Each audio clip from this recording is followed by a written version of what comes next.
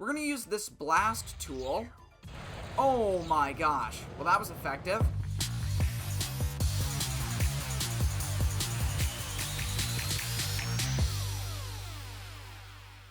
Hey guys, welcome back to another video. Today I am back in Floating Sandbox, continuing the Build a Ship series. Today we're going to be focusing on a couple of things. One, we're going to make the ship move, and then we're going to build a theater into the ship. This was a highly suggested feature that you guys wanted to see, so thank you for those comments, and yeah, let's get into it. Alright, so let's actually get the ship moving, and that should be pretty simple based on what I already know. So the first thing we're going to do is add an electrical layer, which I've already done here, and then we can go in and select an engine. And we'll place that right on the outside of the ship.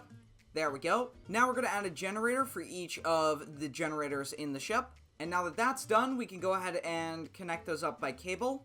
And we will attach that generator to the engine itself. Then from there, I'm going to add in an engine telegraph control right next to the engine block. And we should be moving. So theoretically, this should work. Here we go. And it looks like it is working. So the ship is moving for the first time in the series. So that is working. Let's go ahead and let's move on to the theater. Now I'm actually going to build it right between the first and the second funnel, just down the main staircase. So yeah, we're going to have to do a little bit of construction here, and that means moving this floor out of the way. Then we're going to build in a stage, and from there we're going to add in some seats. There we are. And I'm also going to add in a screen there, so if a movie is being played, there you go. I'm also going to change the wall material to something darker, so it looks more like a theater. So I'm just going to fill in the gaps here. There we go. Then I can use the bucket tool to fill it in. And I'm going to add in some windows. You wouldn't really see these in a theater, but it does help to add some more detail to the room. And anyways, I would imagine there would be curtains there, so you could close the curtains and the room would be dark, ready for a movie or a play. Now that we've got the theater and the ship moving, let's move on to the lighting system.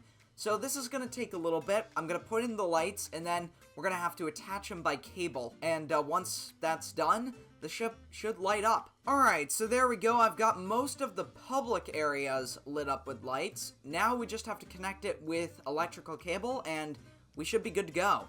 So it's a fairly simple process of just wiring everything up. You just go deck by deck, and hope you don't miss anything. Alright, so I think I got everything here, at least the passenger areas. So let's go ahead, let's spawn it in and see how it looks. By using the page down button, I can make it nighttime, and yeah, that is really decent. The light is not overwhelming, and it's enough to light up the interiors of the ship. So now we've just got to fill in some of these dark spaces. I'm noticing some by the dining room and one over by the dome. We can also fill in this hallway here, so yeah, let's take care of those, and yeah, this should be good to go soon. So I'm going to build some into the windows here, and a couple in the hallway, and that is looking pretty good. So really, the only areas we need to fill in at this point are right up at the front of the ship, and back here at the stern of the ship.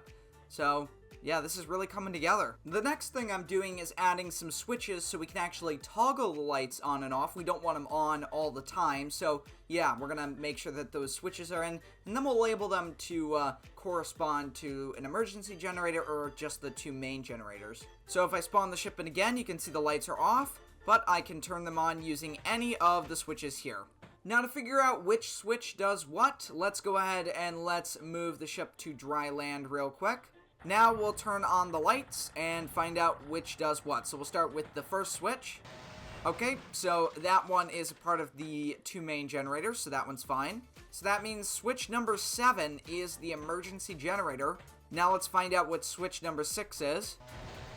Alright, well, it's not that one, which means it is this one. So switch number 6 is actually the second generator in the sequence here. So now we know which one does what. The final thing I'm going to do is add some smoke generators to the funnels to make it seem like they actually work. So theoretically, if I activate the main generators, there we go, we've got smoke.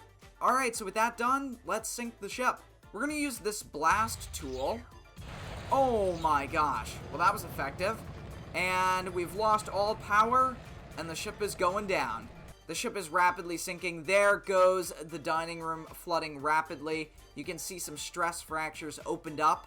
At this point, if you were on the waterline, you wouldn't even know that the ship is missing its entire bow. But the ship is now going vertical and sinking to the bottom. Well, that was pretty cool. We got the lighting system installed, as well as a theater and the engines. So yeah, all that's left to do now is fill in a couple of spaces in the ship, and it's pretty much done. So if you guys have enjoyed this video, make sure to leave a like and a comment, and I'll see you all next time, guys. Goodbye.